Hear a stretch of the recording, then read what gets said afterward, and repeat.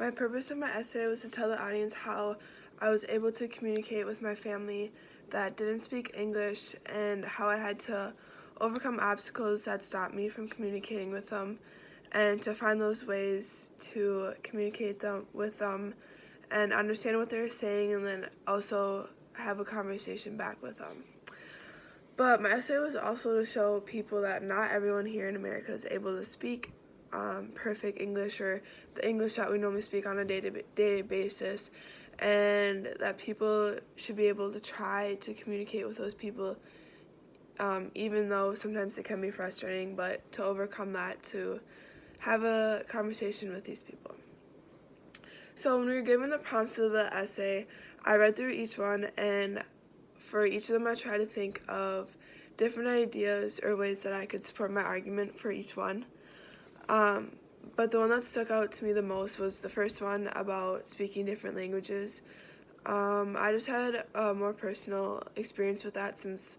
basically every day since I've been growing up I've had to speak a different language to be able to communicate with my dad's side of the family and especially my grandma. And so one thing that I changed over the way was I wasn't going to add in about how I spoke different English with my friends that live in France. But as I was writing, I decided that I should add it since it's something more recent, and I do speak with them every day, and I have to speak differently than I normally do on a day-to-day basis.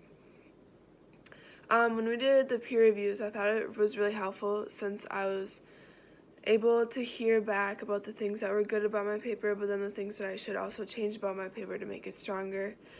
And also reading other people's papers really opened my mind about different ideas that I could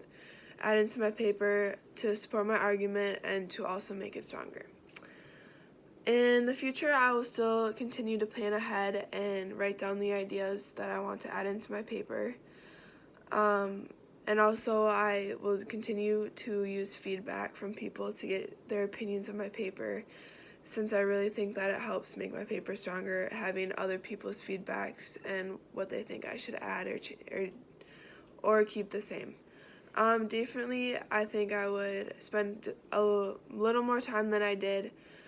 to make my paper stronger and to